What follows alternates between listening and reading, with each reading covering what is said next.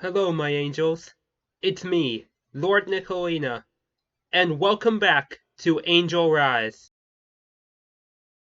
First off, I would like to apologize for the long gap in between episode releases. It is because I have been pretty busy in my personal life, lacking motivation and ideas, and overall trying to improve my mental health. However, I do plan to get on track with not just Angel Rise episodes, but content on this channel as a whole.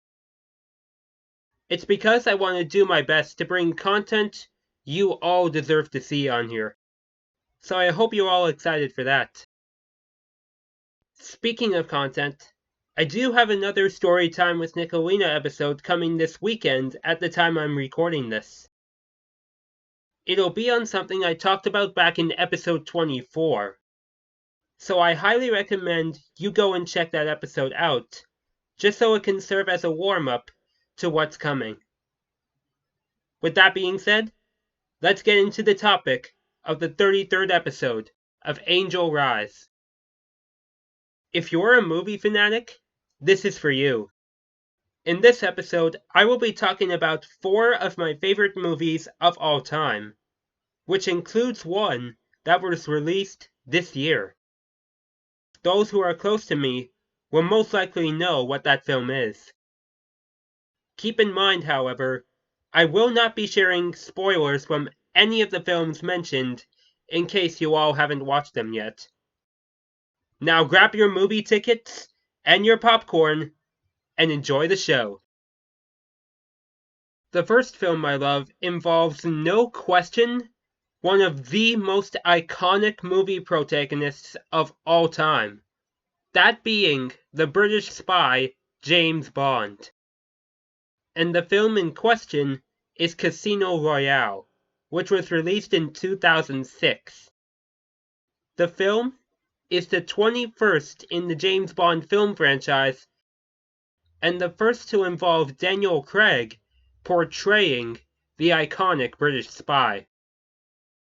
Prior to this film, many people criticized the choice of Daniel Craig to portray Bond due to his physical appearance, most notably the hair color, as James Bond has usually been portrayed with dark hair. However, Daniel Craig was about to prove everybody wrong.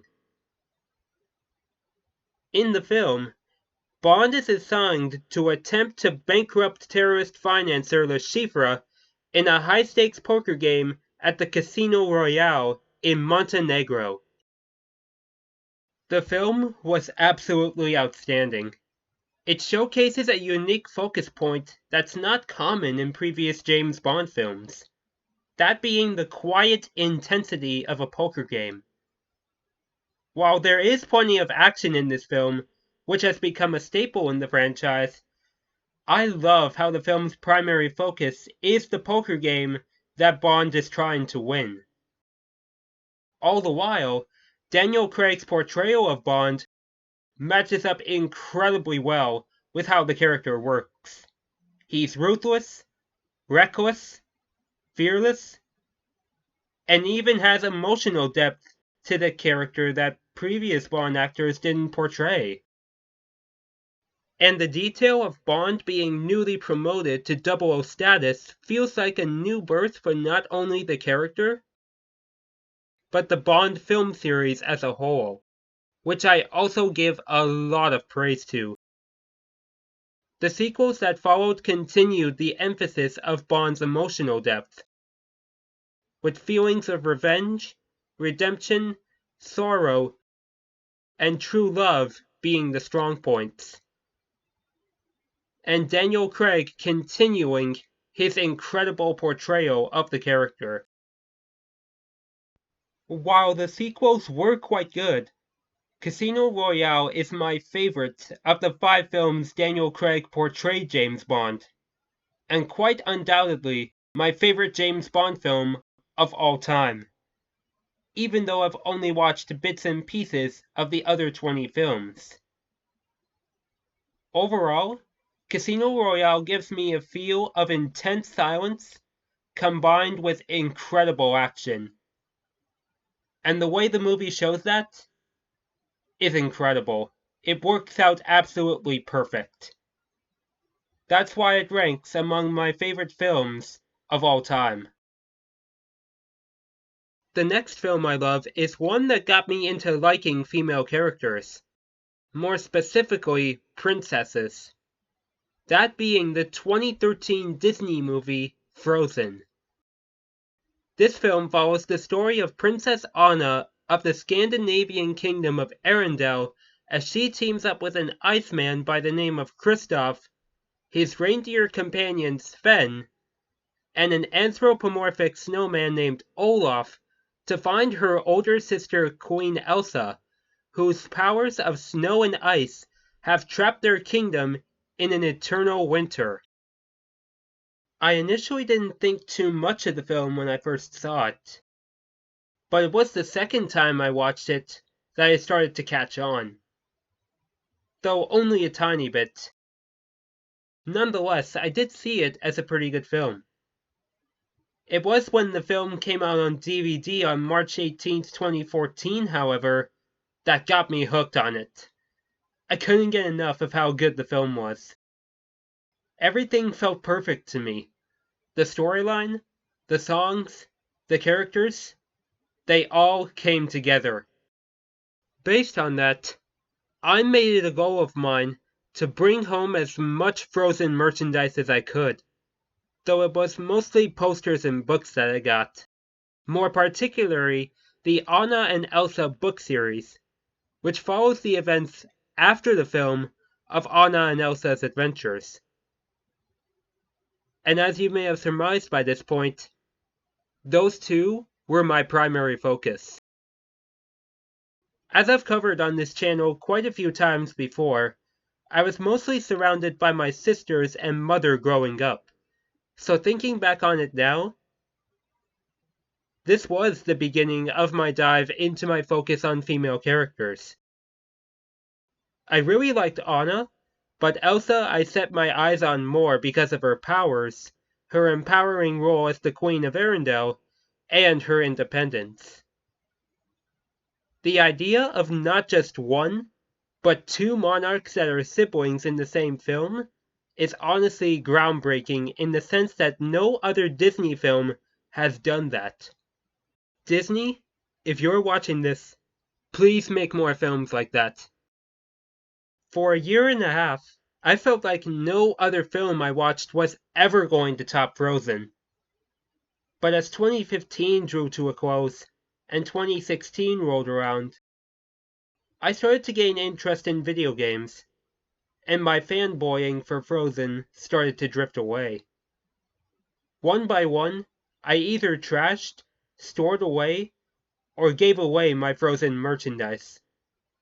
April 2016 was when I finally let go in favor of video games. But like I mentioned, this was only the beginning of my love for female characters. My love for Elsa drew in Rosalina, who for those who have watched my content for the longest time know, is my favorite Super Mario character. I'll admit, the way Rosalina looks is almost identical to Elsa. Similar hair color, similar dress color. It all fitted. In that sense, Rosalina does remind me of Elsa, and makes me look back on such a weird, yet incredible time in my life. I say weird because I know Frozen is more geared towards young girls, and looking back on it now makes me cringe a slight bit. But it's funny now that I think of it. I still love Frozen, don't get me wrong, but my love for it is more civilized now than it was back then.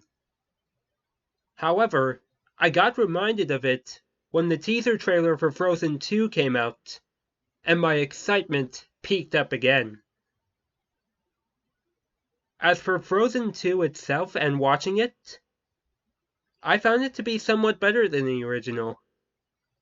However, the original will always remain a classic in my heart. And a couple more reminders of my love for the Frozen franchise can be found within Nicolina's design and personality. To be specific, the swirl on each of his main dress sleeves and his saint dress referred to the swirled O in the logo, and his call is inspired by the secret siren call in Frozen 2. Long story short, if I wasn't into Frozen as much as I was back then, my OCs probably wouldn't have existed. 'Cause like I mentioned, my love for Frozen was the beginning of my love for female characters, primarily those of royal descent. So to those who worked on Frozen, you worked on a phenomenal masterpiece, an even better sequel, and built a franchise and fanbase unlike any other. Major props to you all.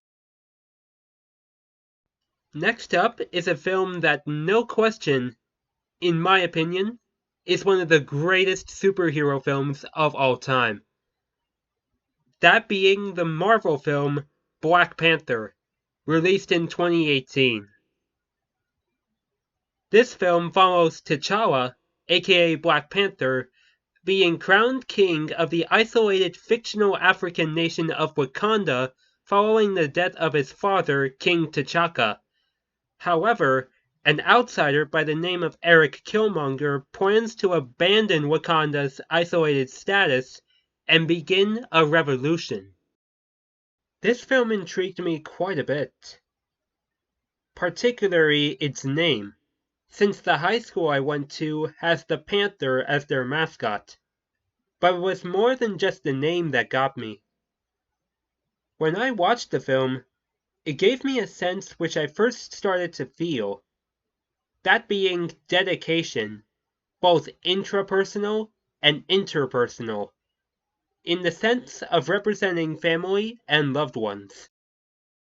It also gave me a sense of coming out, in the sense of sharing what you believe in with the world, and the impact something traumatic can have on a person's mental health, whether for better or for worse.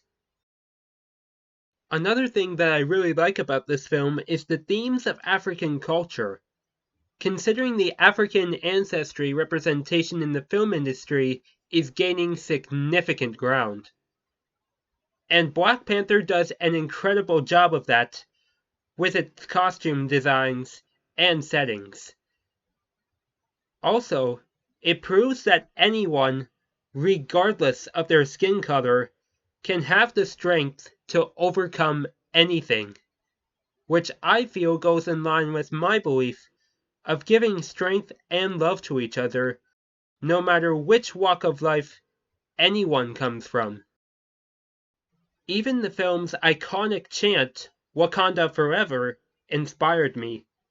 I used it quite a few times whenever I was with the hockey teams at my high school, only saying Paris High Forever instead of Wakanda Forever when I did so after games and practices because of my dedication to school spirit at PDHS. Plus, it was the film I watched on the flight to and back from my Punta Cana trip in August 2018, with my father commenting on the Jabari tribe, considering their spirit animal is a monkey, or gorilla, whichever one of the two.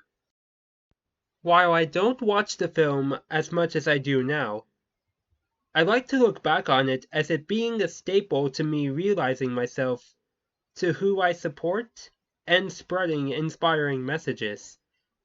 So, to this film, and those who worked on it, Wakanda Forever! Now, for the last film I love. This is the one that was released this year.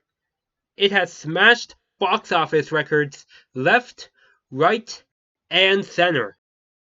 And overall, tops all the other films I mentioned here by a long shot. That film being the Super Mario Bros. Movie. Being a Super Mario fan, I bet you all can tell why this film brings a lot of joy to me. The film serves as an origin story to Mario and Luigi, who have a struggling plumbing business in Brooklyn, New York, and are transported to an alternate world and become part of a conflict between the Mushroom Kingdom and the Koopas. When I first heard that Nintendo was going to do an animated Super Mario Bros. Movie, I was pretty excited about it, but it was low-key compared to now. Plus, it did make a lot of sense to make it animated, considering the big-time flop adaptation released in 1993. I never would want to watch that. I'm not even kidding with you guys. Anyways, when I first heard of the cast for the film, there were quite a few names I did recognize, which were Jack Black, Chris Pratt, Charlie Day, and Seth Rogen. I thought it was weird at first that they casted Hollywood actors instead of the actual voice actors for the film, but then again, I don't know if I would have stood to hear the iconic voices for all of an hour and a half, so it does make sense in that way. Saying the lead up to the film's release was amazing is a clear understatement. It was hype, I kid you not. When the first trailer came out, it was honestly a sign of things to come. The character designs, the atmosphere, and animation all looked amazing, even the music as well. But when the official trailer came out, the movie was the only thing I could think about. The showcasing of Peach having a stronger role in the film as opposed to her role in the games as the damsel in distress got me hooked. Don't get me wrong, I love Peach regardless of what role she has, but the film version of her turns it up a notch. When it came time for the film's release, I was ready. The hype was flowing through me like a strong river current. I felt like I was going through a trance, one where I dreamed of sitting in the theater, dressed up as Peach, watching the film. And I kid you not, that's what happened. I actually dressed up as Peach to see the Mario movie, and the reception there was more than favorable. Quite a few people, mostly kids, came up to me and got photos taken. Heck, even a young couple came up to me and got their picture taken with me. And when I watched the film, there was no doubt it lived up to the hype it honestly deserved. Everything, from the animation, to the musical score, to how the story went, it was like all the Mario games combined into this one movie. And as Kestrel's boyfriend Ira put it, it's a love letter to the Mario fanbase. Boy, did it live up to that, even though I paid little attention to the references. And who cares what the critics say? They have no say in what I think. By the way, remember when I said that Peach's portrayal in the film was turned up a notch? I'll admit, and I'm not trying to be biased here, but I think she is the most well-portrayed character in it. Anya Taylor-Joy, Peach's voice actor, I feel, does a terrific job of giving the character the vibe of a strong leader and willing to go out of her way to protect the Mushroom Kingdom and help Mario at the same time on this incredible adventure. I won't lie to you all, the other characters were also very well portrayed by their respective actors, especially Jack Black with Bowser and Seth Rogen with Donkey Kong. But Anya Taylor-Joy absolutely nails the role of Peach, and she deserves a lot of praise. Plus, Peach's portrayal in the Mario movie has inspired a change in my OC Nickel Peach, in which his confidence has become higher than his shy behavior. Bowser, where are you? You will pay for your sins! Maybe a little bit too much. Oh! Sorry, Nicolina! I didn't realize you were still recording. It's no problem, Nickel Peach. I'll let you know when I'm done. And when we should fix the door. Oh, yeah. My bad. I'll just wait out here.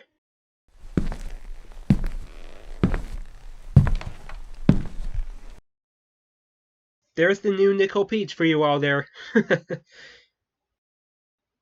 All that being said, the Super Mario movie is undoubtedly my most favorite film of all time, and it deserves a lot of recognition. Even after I watched it, I still think about it, and will do so for a good time to come. So, everyone, are you ready for the grand opening of Heaven's Movie Theater? I certainly am, because these 4 films will always be playing. That's a wrap for episode 33, everyone. I didn't originally plan to make an episode like this, but after seeing the Super Mario Bros. Movie, this episode was inevitable. So thank you Illumination and Nintendo for the inspiration. And to all of you, what are your favorite films of all time? Feel free to let me know in the comments below. If you enjoyed this episode, feel free to leave a like and share this with your loved ones. Spread the word about Angel Rise. For those who are new and would like to join this journey of mine, then please feel free to subscribe to join the Blue and White Angel Brethren today. Click on the notification bell as well so that you are notified whenever I release new content. And check out my other videos too. Thank you all so much for watching this episode of Angel Rise. I hope you all have a great day or night whenever you are watching this. And until we meet again, my name is Lord Nicolina. Be strong, stay positive, and God bless. Oh!